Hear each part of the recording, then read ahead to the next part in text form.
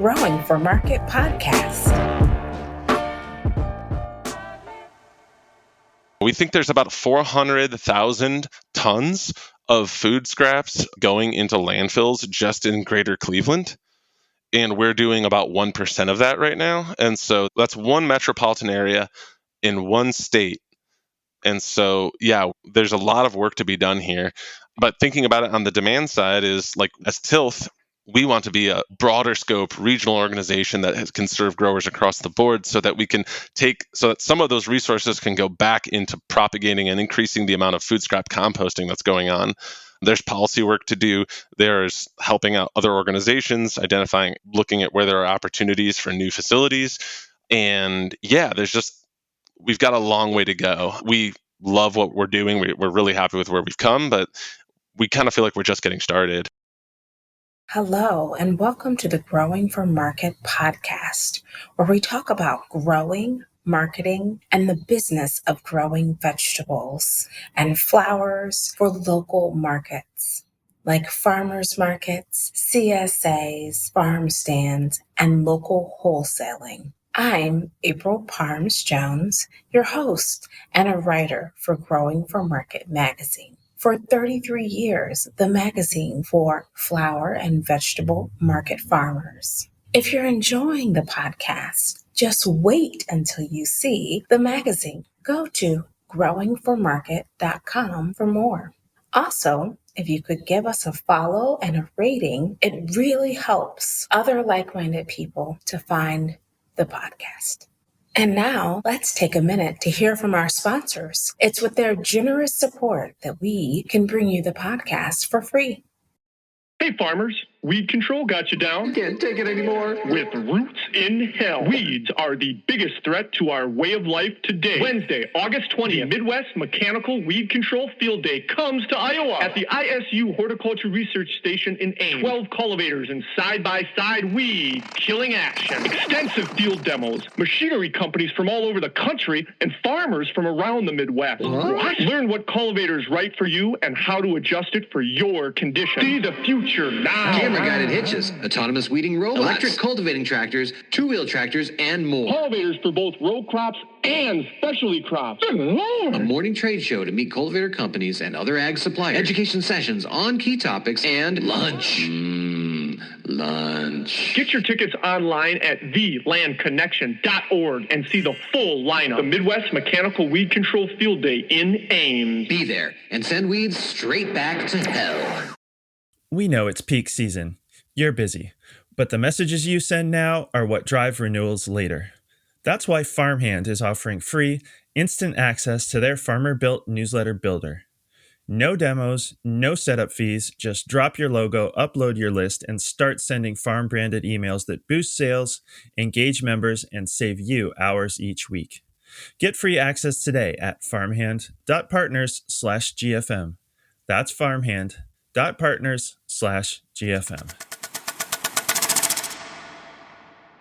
Today, we have the pleasure and the honor of having Josh Kruszynski of Tilth Soil out of Cleveland, Ohio. Josh is equal parts compost enthusiast, spreadsheet freak, and trying to make the world tastier and healthier and more verdant and generally more decent. Yeah, appreciate the opportunity to jump in. And yeah, I think Nathan had hopped on to talk to Andrew some point in the past, and I think he was more focused on the compost side. So I'm excited to talk a little bit about soil. Absolutely. Now, this is a fabulous segue because my last person that I had on the podcast, we talked all about microbes and the soil and how much of a difference that having good soil makes.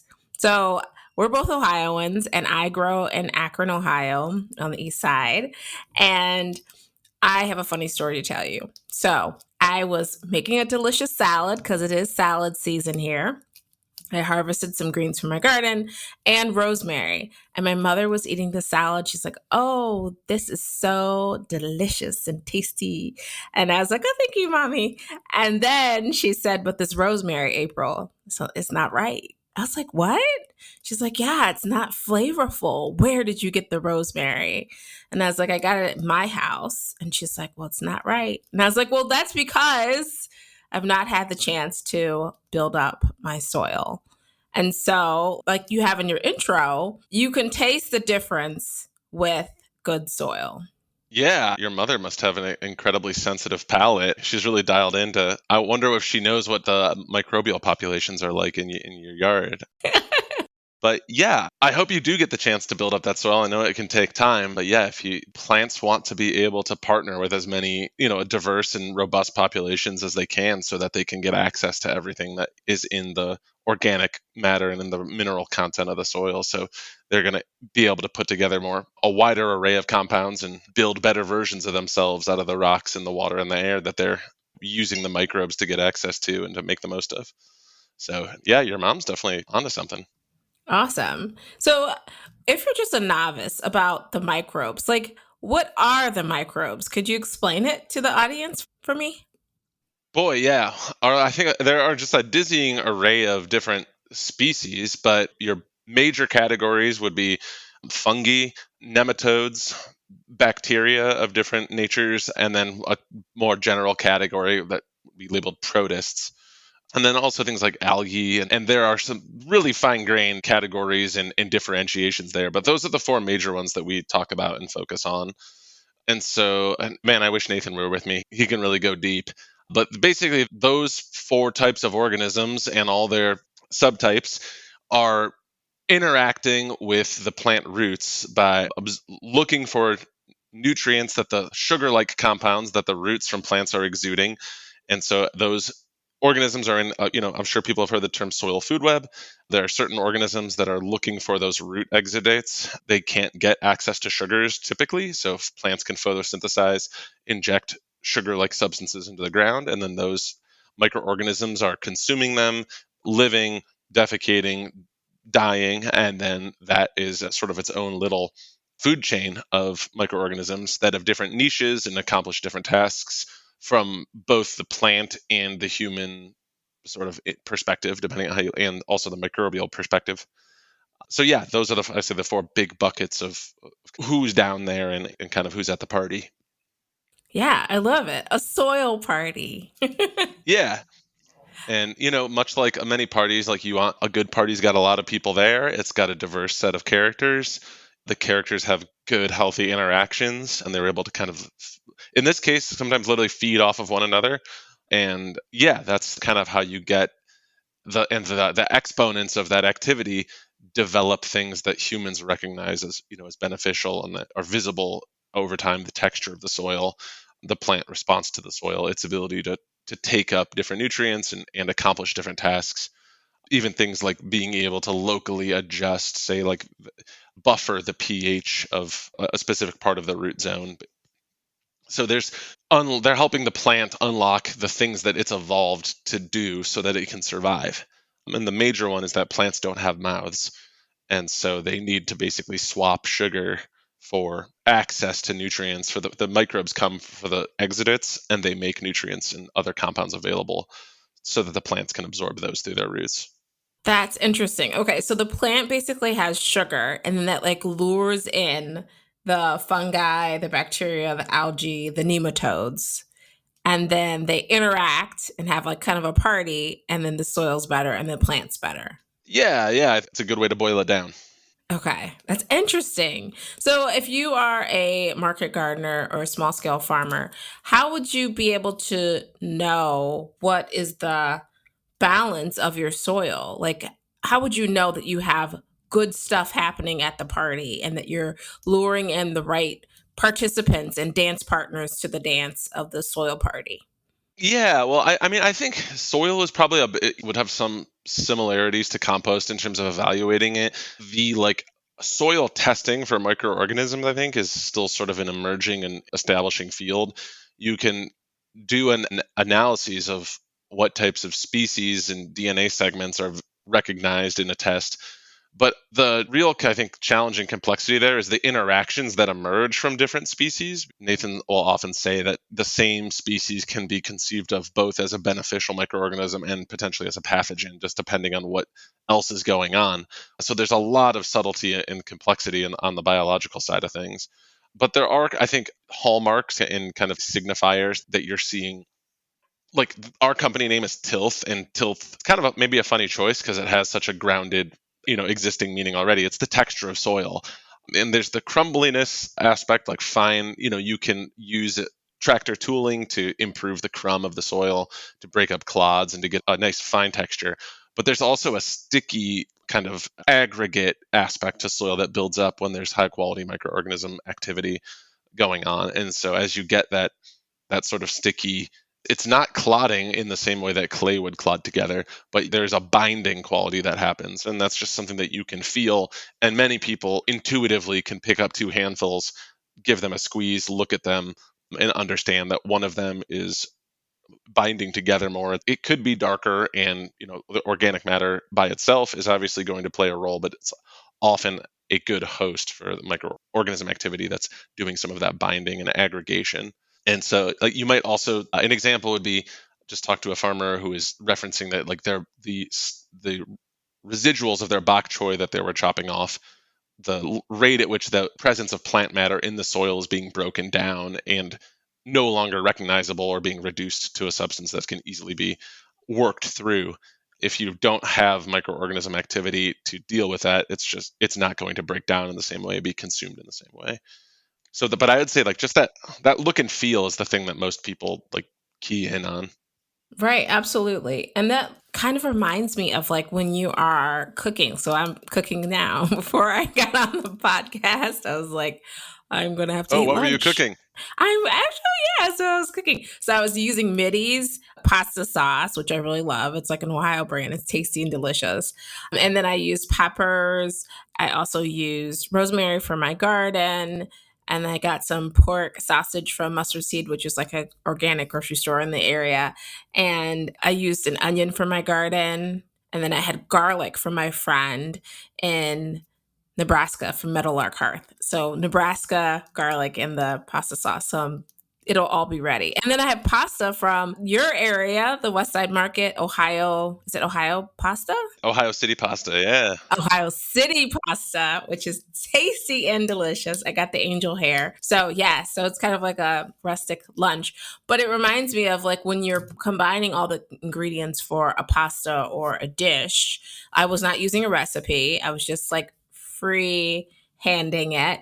And, you just kind of use your memory of like, oh, the garlic goes well with the onions and then the peppers and the tomato will kind of bind it all together. And then I need like a protein source because I'm always hungry. And so that's the same thing with the soil. You have to kind of like layer it like you would lasagna or a pasta dish to get the right consistency that you're looking for. Yeah, when pasta gets that cling to it, as you're coating the sauce and you're working the starches that have been in the pasta water, and they're helping to kind of emulsify the sauce and help it stick to the noodle. It's not the same. They're not the same ingredients, the same structure, but similar dynamic in terms of aggregation and the role of microbes in forming that positive stickiness. Yeah, boy, you've made me hungry now. Yeah, I know. That's how it is. The soil. But back to the soil. So having all those components building together comes together and builds a healthy soil. So could you tell me a little bit about what brought you to the, discovery of soil and starting your business, Tilth, in Cleveland, Ohio? How did you start that process and what's your connection with the soil? Yeah, sure. So Tilth is like a brand of a larger company called Rust Belt Riders that does food scrap composting. And that was started by a small group of people 10 years ago now. And that collection, hauling, and compost creation, just like pure living compost, was the focus of that group. And that was started by two folks, Dan Brown and Michael Robinson, and then Nathan joined shortly thereafter, along with Jesse and a few others. And then at some point, Nathan had, about 5 years in, started wanting to be able to make the compost more accessible, and also wanted to focus on not just making high quality composts, but also on what you could do with compost. What's the value add for growers?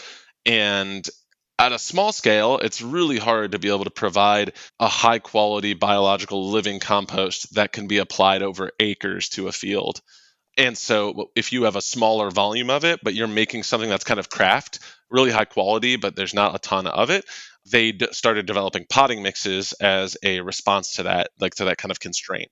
So the foundation of the company has always been as a worker-owned cooperative. And so as folks have joined the company, it's grown, I think, to just like north of 30 people now.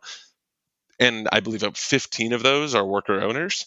And so the company was started certainly by a small crew, but it's grown to be sort of a small but growing organism, and it's developed kind of different capabilities, much like a plant, much like the soil party. There's a party of folks who all kind of make both sides happen. We need the food scrap collection, food scrap composting, both because it's a mission imperative for the organization, but also because it's the feedstock of everything that we make. But Tilth, as a brand and as a group of people inside that worker cooperative, also kind of have their own missions and directives to try to make products that make farmers' lives easier and growers' lives easier so they can do more with the time and the resources that they have. And so using living compost to make living soil mixes is kind of the entree into starting Tilth. You can have propagation for mixed vegetable farmers and flower farmers is just a kind of a bedrock of a season to have literally strong starts, gives you a strong start to the season. And so making the potting mixes was, I think, a direct response to how do we take these resources and make something, put them to the highest use possible. And that highest use question is something that I think like we keep on our mind all the time. And we're always looking at how do we increase access to living compost, living soil mixes, and be applying them to food production is obviously a really high on the list. I think, as it says, we want a more delicious world, and so food production has to be a part of that. And propagation is a part, but also bed mixes. And now we are to a scale. We're doing about 4,000 tons of food scraps a year. And so we're making compost in volumes where we're able to send into out to farms for field application and be improving the tilth, the texture, and the quality of field soils, as well as what you'd be bringing into your houses, into your propagation setups and hoop houses and so forth. So I guess in terms of getting into it, it's just when you're making compost, what are you making it for? We don't want to just make it and let it sit. We want to put it back into work. And how do we do that? Well, we start with potting mixes, and then we work our way towards field agriculture. And now I would say we've moved into consumer as well. Like we've taken what works really well for farmers and made it accessible to people who are growing in their backyards, people who are growing horticulturally. Plants for pleasure is a huge component of how you make the world a little greener. We want more foliage, we want more plants, we want biophilia. And so as great as it is to be able to grab a lettuce out of your backyard, like looking at, I have a bouquet right here from our friends at Frayed Knot Farm, which is a great flower farm on the east side as things get more rural heading east. And the utility of that is huge. I can look at that every single day and say, look at that. That's just beautiful. And so, yeah, we've been trying to expand access to and the applications where we're putting the biology that we are able to cultivate through compost back to work.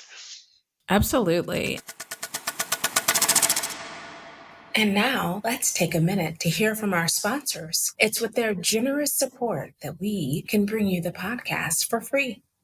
A well-built high tunnel is one of the smartest investments a small farm can make. It protects your crops, extends your season, and keeps income rolling in even through winter. Nifty Hoops builds complete Gothic high tunnels that are easy to install and built to last. Their easy, bolt-together construction makes setup straightforward and efficient, whether it's a small backyard hoop house or a dozen large production-scale high tunnels. Especially through their community build option, where professional builders work alongside your crew, family, or neighbors to build each structure, usually in a single day. Most growers go with Nifty's full setup: steel-framed end walls, roll-up sides, baseboards, double plastic with inflation, automated vents, and real doors, all priced to make the best choice the easy one. Nifty is a small crew out of Michigan using U.S. steel and working hands-on with growers across the country. They'll help evaluate your site, handle NRCS paperwork, and if they're building with you, they'll even float your cost share until after the build. Visit niftyhoops.com to learn more. Farm more seasons. Grow more food. Nifty Hoops. And now, back to the show. I love the idea of we've covered so much in that little small segment, but I really love what you're saying about being able to have that regional diversity and soil health and then flowers and ensuring that people are enjoying growing and adding that to their happiness and their joy and contentment in life. It does really make a difference. And then I've had so many people on the podcast and we've talked about the climate changes that we're all experiencing. And it seems as if having a really strong foundation, like you're talking about, really adds to allowing you to have a more competitive, more robust, more resilient plant growing season. Have you found that when you have a stronger foundational aspect of soil, that your plants are able to mitigate all these different weather patterns that we're all experiencing? Yeah, I think mitigate all is definitely a high bar. Yeah. I think the recuperating from hail is definitely a challenge no matter what your plants are growing in. But yeah, I think that in terms of like what is the plant capable of? Like plants have been as a group have been growing for, we always say like there's almost a billion years of R&D here, but those plant mechanisms are based on growing in soils that have living microorganism communities in them.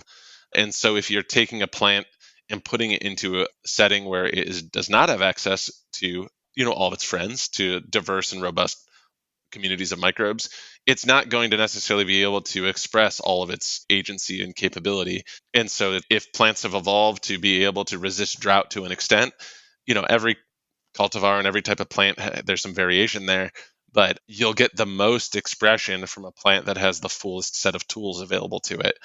So obviously there are just physical properties to the soil of being able to hold more water which means that when it rains, that moisture content is able to be smoothed out, buffered, and you've got more water and it's less spiky. And then on the chemistry side, you're going to have access to trace minerals in a healthy soil where there are microbes that are being able to make those minerals more bioavailable. And even in terms of organic fertility that's being introduced to a mix, the microbes play a role in nutrient cycling and again, like making those things, exchanging those things with the plant roots, where in a synthetic fertility setting, or maybe in a setting with fertility but without as many and healthy microbes, the plant is not going to necessarily be able to get the same type, the fertility in the forms that it would be able to in the case of a living soil mix or a microbially healthy soil. And so again, if it's limited in access and kind of like a buffet, what can it feed on? And does it have access to a large buffet of whole foods, or does it basically have access to, white bread? So I would say, yeah, the capabilities of the plant expand as you give it the access to diverse and deeper and more diverse resources. I love that idea. Yeah, water retention is definitely one. The ability to feed continuously over time and to develop things like stronger stems, fuller root systems. When you pull something out of the tray, the stem is sturdy and the roots are ready. Like they're ready to just go crazy once they get into the field or into a larger container, depending on what you're doing. And as those plants face challenges, like if a plant is feeding heavily on a nitrogen input, it might be giving off to a pest, like the scent of excess green growth, attracting a pest that's going to come and try to set up shop. And it may not be able to produce the compounds. So it's over indexing or overdoing it on feeding nitrogenously. And then as that pest comes in looking for a meal, it may not have access to the same compounds to fend itself off. Or if it is in fact attacked or fed on, it may not have the as robust of a response to that, to that pest. So, and all of that, every aspect of this ties back into this is why it's so hard to untangle these things, because they're sort of intertwined with one another. You have a lot of variables, and those variables interact in a lot of different ways. And once again, I feel like I've kind of gone off the rails, but I'm always trying to remind myself what the actual question. Yeah, if you get robust, diverse, resilient communities of microbes, the plants are going to have more opportunities to become robust, diverse, and resilient in their response to the environment. I love that idea. And I feel like nature definitely parallels how we should be in our life, right? So if you're eating food, you want a diverse, robust, variety of things that you're eating so you can be healthy and strong. And if you're just eating one thing, it's probably not that balanced and you're not going to be as strong and as robust as you could be. Now, we talked about the trace minerals. I feel like trace minerals are kind of like protein in the food system. Like everything you see now has protein, like added protein, protein, protein. And I feel like trace minerals are kind of also in that same vein. Everyone's like, I need my Okay. minerals and my electrolytes. So how does the minerals, maybe not electrolytes, but how does the trace minerals, how does that interplay with the soil? Sure, yeah. So like if you're like the concept of organic matter is like I'm gonna use that as a point of contrast. You've got things that were alive, carbon oriented, and then things that are essentially rocks and minerals of different kinds. Like zinc is a component of life. It's on the periodic table as zinc, and it's not one of the major nutrients or nitrogen, phosphorus, or potassium that people are used to thinking about in terms that drive most of plant growth and flowering. But things like zinc, boron, copper, molybdenum, calcium, and magnesium are sometimes flagged as like the some of the major nutrients, and sometimes they're bucketed under. But the analogy is strong. Like there's the things that are top of mind in food, and then there are the things that are, as you had suggested, it's becoming like more and more popular to label things as like high protein. Protein is like the macronutrient of concern right now. Carbs, fats, we got them, we know them. Protein, where's it at? And I guess the NPK is maybe comparable, what some people call the macronutrients for plants, are like the main drivers of like vegetative growth, budding and fruiting, flowering. Whereas the trace minerals are playing like really fundamental roles. And I just want to be clear, like this is science that is definitely out of my depth, but playing roles in things like cell wall building, the respiration of the plant, like fundamental ingredients and photosynthesis. And so they're needed in small volumes, but they are critical to plant functionality across the board. And so because a lot of soils are made from rocks, like mineral content, and we're looking to bring in organic matter, you don't always have a balance of trace minerals. And there's also, I think, some debate out there about whether the levels that plants want are as low as historically is believed, or whether there are actually more roles to play for increasing the amount of trace minerals in soils.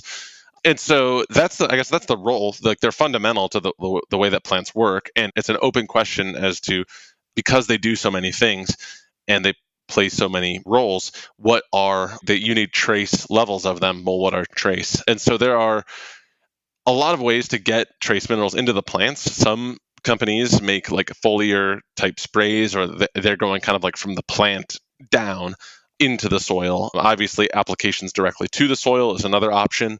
Where our trace minerals come from, and one of the things I think that makes our compost and the soil mixes made from it a little different, is that we're bringing trace minerals into the product through the feedstock. For better or worse, there's a lot of plant, animal, bones, dairy, blood, vegetative growth, the fruit growth of plants. Like plants and animals are doing the work of pulling these nutrients out of the soil, out of the water, and out of the air. And so we raise those as food, and then not all of that food can be eaten. And so when we bring that material into a compost pile, the animals and plants have essentially concentrated it from the environment, and then we're concentrating it further into the compost pile. And so that's where you end up with you are able to bring trace minerals to your field and even into the potting mixes, and ensure that those nutrients are being provided, so that again, going back to the idea of things, you want diversity and you want depth, so that the plant has as much access to everything that it could want and be able to like fully express all its capabilities. Obviously, we've all seen plants growing in probably pretty gnarly environments. It's not that the plant just dies immediately if there isn't, a glorious amount of boron. But yeah, they play really fundamental roles in plant metabolism. And at least in a food scrap compost, we're using plants and animals to kind of concentrate them out of the environment, and then we're concentrating them into the product and into the piles. So yeah, I think their AEA is kind of a keystone company right now, doing John Kemp doing interesting work on the role of trace minerals in plant metabolism. And they kind of take like a plant from the plant into the soil approach. Building up healthy soils through plants is, like I was saying about the root exudates that are being created by plants to feed the soil. There's like a bi-directional, a systematic flywheel between healthy soils, healthy plants, and the things that make the soils healthy are in part the exudates coming from the plant roots that kind of play that important role in the soil microorganism interactions. So it's kind of like a circular idea. Yeah. I love that idea and that concept of you can build your own trace minerals through what you're deciding to compost and to break down and then eventually put back on to the soil. So I like that. It's like kind of like a DJ at a soil party. Like some people like salsa, some people like bachata, some people like R&B, jazz. I mean, anything, right? Smooth jazz, classical music, opera. So you can basically choose what kind of party you want to have with your soil by deciding what you're going to compost and what you're going to break down into the soil. And that's what you guys do at Tilth, is that you're using a large array of different types of things from to break down. The feedstock, yeah. Feedstock to break down to create a high trace minerals that people can use on their soil and their plants can be happy with at the party. Yeah, and I think the more diverse the things going into the pile, the wider variety of like components are going to be in there. And I think the same is true of the microorganism activity.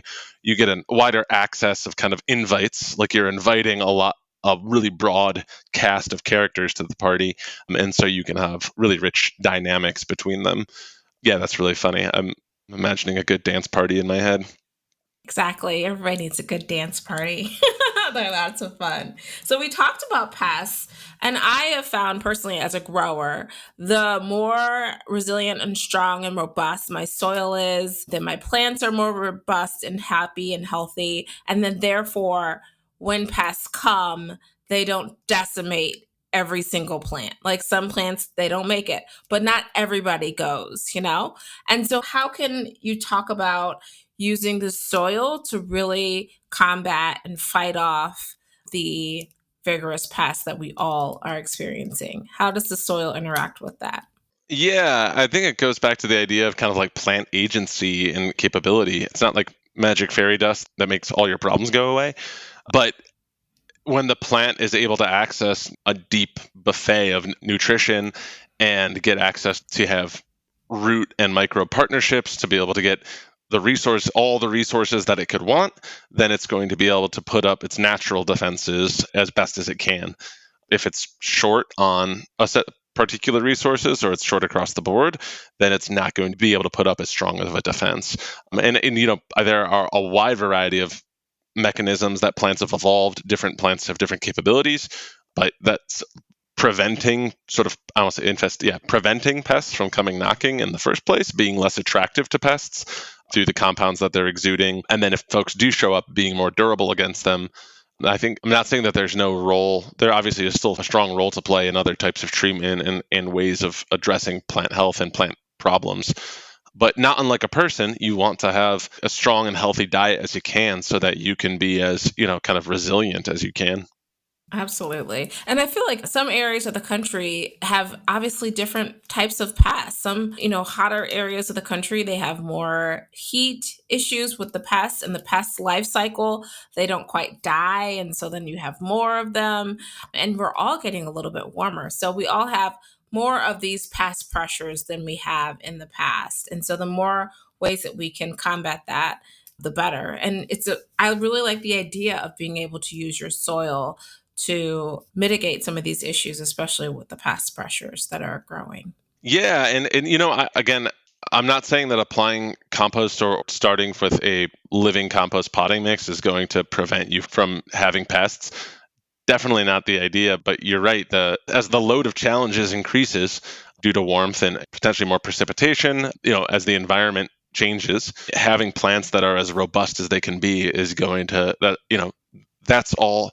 The plant working, any work the plant can do is work that you don't necessarily have to do, or you don't have to do as much of it. And so, as the environment becomes more intense and the pressures become more intense, that I think becomes more important. Now, what is your opinion about erosion? Because, like today in Akron, Ohio, we had really, really harsh, strong rainfall in a very short amount of time, maybe 15 minutes. And then the clouds cleared and then the rain went away. But I was so surprised at how incredibly intense the rain hit myself as I was out in those streets of Akron. So, I mean, can you imagine for the soil how much impact that is, that really strong rain, and then it just disappears suddenly? How can the people who are listening to the podcast, how can they help protect their plants and their land from the erosion of, these heavy rainfalls?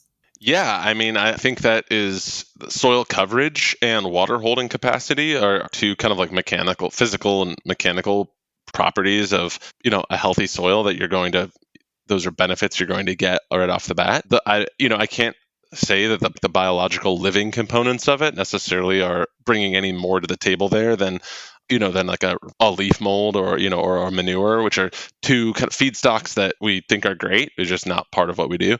But yeah, it's like foundational that covering the soil and keeping the soil covered, keeping roots in it, you're going to get more soil structure. It's going to hold water better.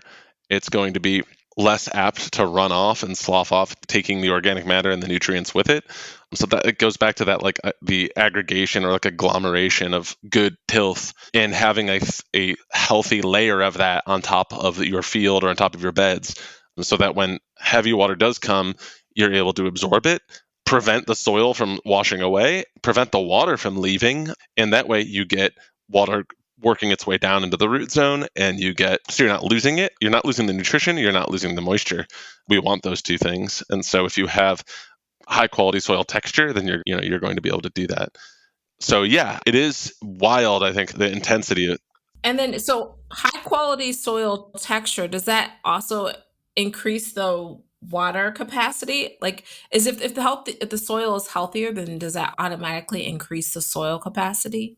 Yeah, well, I think it's an interesting one because like organic matter is most associated with water holding capacity, and it can improve the texture. Like if you're just thinking about it from like a physical openness and like the aeration, which are important, you could have a soil that's like very minerally but with very little life in it, add something that is high organic matter but is not necessarily like thriving. There's a little bit of everything everywhere, we like to say. And so you might have something like pine fines that has a nice texture to it, and it can help open up what you're mixing it with, but isn't necessarily bringing the communities of microbes in that you would find in like a robust sort of soil community. And so that's a space where you're getting organic matter, you're getting something that can suck up some water, but it isn't necessarily like microbially diverse. So I think you can have organic matter and water holding and soil coverage without necessarily having the living soil and the soil community aspects of it. If you have something that is very microbially healthy and active, chances are that you're going to also then have the organic matter that's present to support that. And so you're getting one with the other. So they walk hand in hand. I think it's kind of like a square rectangle scenario in my mind. Like you can have texture that helps you hold water and helps you cover the soil. Like a bog standard mulch is going to help protect from the driving rain. It's going to help hold water, but it's more of a layer on top, and it isn't necessarily incorporating into the soil itself. Or like a rotted manure, you could be tilling that in, and it could be increasing or bringing some organic matter, bringing some water holding, giving you a top layer that has a little bit more improved texture, but it isn't necessarily bringing the same type and the same diversity and strength and microbial community with it. So that's kind of like, whereas on the other side, if you have something that's bringing soil, like a living soil community, it probably needs the organic matter and the textural qualities as like, I don't want to say those are default, but you kind of have to have those. Those can go hand in hand with getting to the proper aeration and the proper conditions that are going to support the soil, a healthy soil community of microbes. So you can have one without the other if you're just on the texture and just on the covering and water holding organic matter side. You aren't guaranteed to be bringing the biology party for the ride. You'd have the physical texture aspects of it, but not necessarily, the biological aspects. Interesting. So you talked about with Tilth, you guys are expanding into farm application, and you're also working with market gardeners, allowing them access to healthy soils. And then you also are doing the potting soil, which I think is really interesting. Could you talk a little bit more about the potting soil? Because there's so many people who want to get into gardening, into farming, into growing flowers, and potting soil just seems like the gateway to all of that. Yeah, so I guess step back a second. Potting soil is kind of what we started with, what we call sprout. It's a propagation mix for seed starting. It also works really well for small containers, container gardening up to like 4 gallons. But it's really designed for soil blocking and cell trays, and it can be packed into a really high count tray. And the goal is to kind of let farmers be able to start seeds and not need to use feeds, or really just keep it hydrated, give it light, and you're going to get really strong starts without needing to fuss too much and get really good germination rates, really strong transplant success, and that's going to give you robust plants. So that's kind of like the start of applying the compost in a way that is like really bringing something to the table for the farmer. And everything we make is NOP compliant. So organic ag has kind of been our focus, whether you're certified or you're just certified organic or interested, aligned in terms of principles. We're kind of following the standards in both the manufacturing and the ingredients for the National Organics Program. So that's kind of where we're coming from. And then I'd say we've expanded then into bringing things that work really well for farms to like home growers and to other applications. So we also developed like a heavy feeding mix for indoor cannabis cultivation to help simplify, I think, the cultivation of really hungry plants in containers where they're being predominantly watered, and rather than being fed like synthetic amendments and fertigated like their whole life basically on sort of a liquid drip, they're able to get the same kind of root activity and soil partnerships, get really robust plants. And that kind of falls under KIND certification, which is sort of organic for cannabis. So we've kind of brought those types of products that we made for professionals into, then made them accessible to home gardeners. That for what works really well for a professional, what saves you time and saves you money, is going to make it very simple for someone who doesn't have a green thumb to get a lot more success. And so that's like making a container mix. We also have like a mix for house plants. That's the only biology that we don't home brew, is like a specific nematode that breaks up the fungus gnat breeding cycle. And we see consumers as like a necessary part of the mission of first being able to increase the demand for food scrap compost and using that as a feedstock. And then also being able to contribute like on the more green side of the mission, which is just like we want more plants. We want anyone who can grow should be growing. House plants are another way of doing that. Backyards are a way of doing that. And so we kind of start everything we make for professionals, people who grow plants and pay their mortgage growing vegetables or flowers or propagating starts or trees or shrubs. But we see these other things as kind of like we need everybody in on the party, and we want to be able to build a strong regional brand that can take craft quality but scale it up to a level where it's accessible across the board, that it doesn't have to be a boutique thing. It can be, we're going to raise the status quo standard, is going to become better. We're going to make really high quality stuff available across the board. And so I'd say expanding who we're selling to has been one of our like kind of changes and trajectories as we expand kind of like what products and how are we able to get them out to people.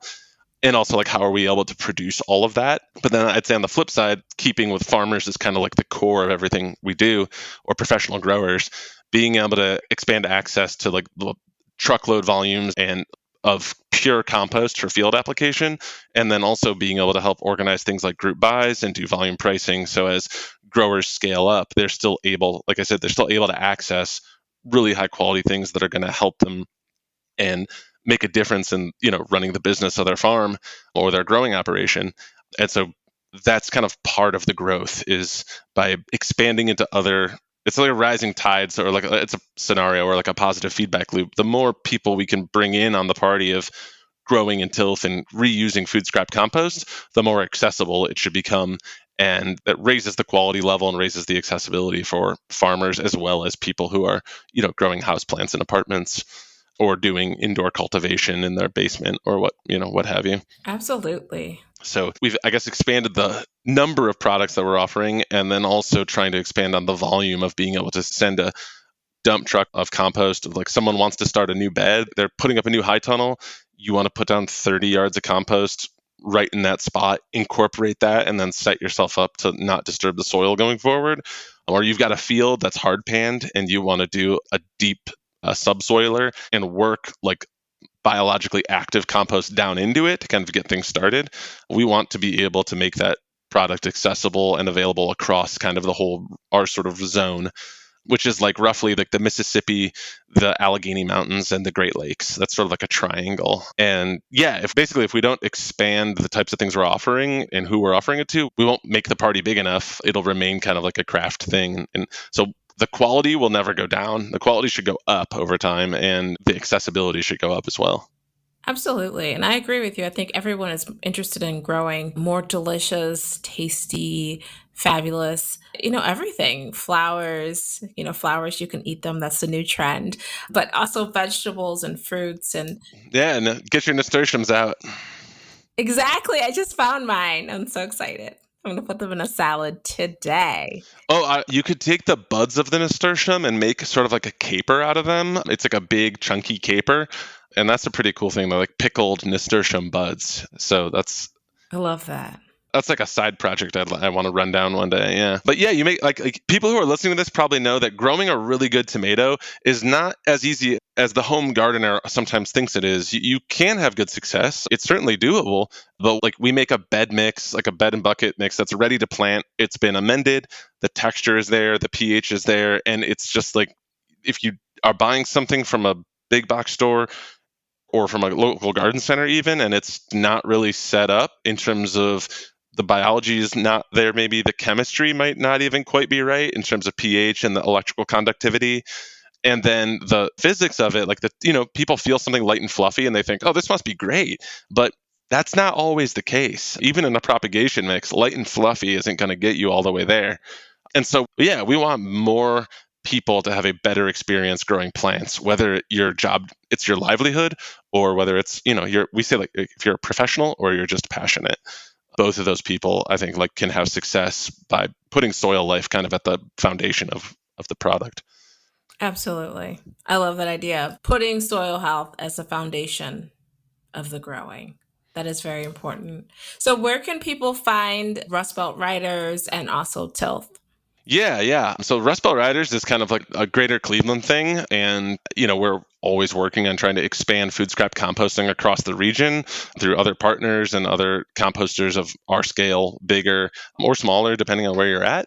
So that's kind of the mission, like keeping food out of landfills is kind of like the number one mission for that group. And yeah, we think there's about 400,000 tons of food scraps going into landfills just in greater Cleveland. And we're doing about 1% of that right now. And so that's one metropolitan area in one state. And so, yeah, there's a lot of work to be done here. But thinking about it on the demand side is like as Tilth, we want to be a broader scope regional organization that can serve growers across the board so that we can so that some of those resources can go back into propagating and increasing the amount of food scrap composting that's going on. There's policy work to do. There's helping out other organizations, looking at where there are opportunities for new facilities.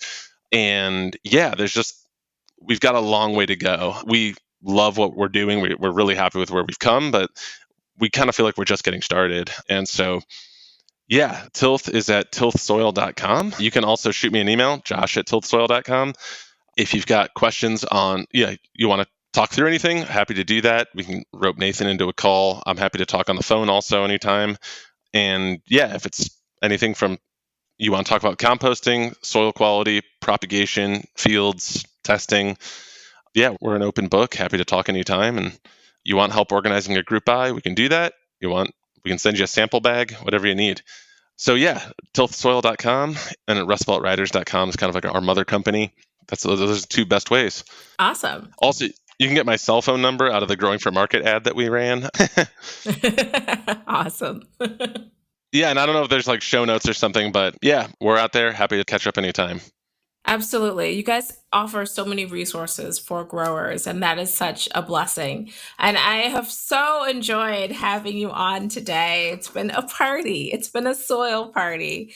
We've talked so much about plants for pleasure and composting and trace minerals and pests and ways that we can fight erosion and how we can help the soil hold the water capacity. I mean, so much has been covered.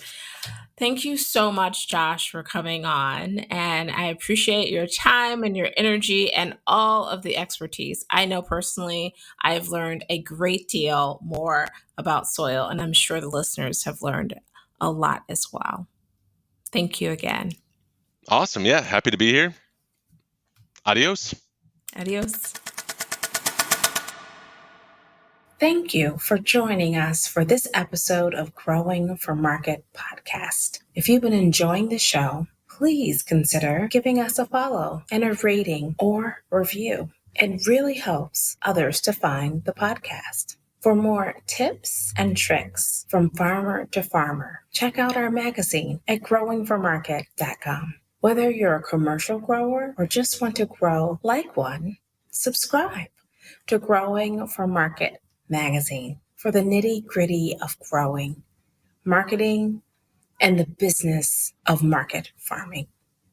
We publish 10 issues per year with articles written by experienced farmers on topics ranging from tools and techniques to farm business, operations, and marketing. If you've been listening to the Growing for Market podcast and haven't yet checked out Growing for Market magazine, we've made a change so you can try the magazine for free. We've added a free month to the beginning of all first-time subscriptions. Try out the digital or paper magazine, and if it's not for you, cancel within 28 days, and you'll never get billed. With digital subscriptions starting at just $39 per year. You'll get a year of the magazine plus 150 back issues from the last 15 years. Head over to Growing for Market and subscribe today to benefit from over 3 decades of writing by farmers for farmers and Growing for Market magazine.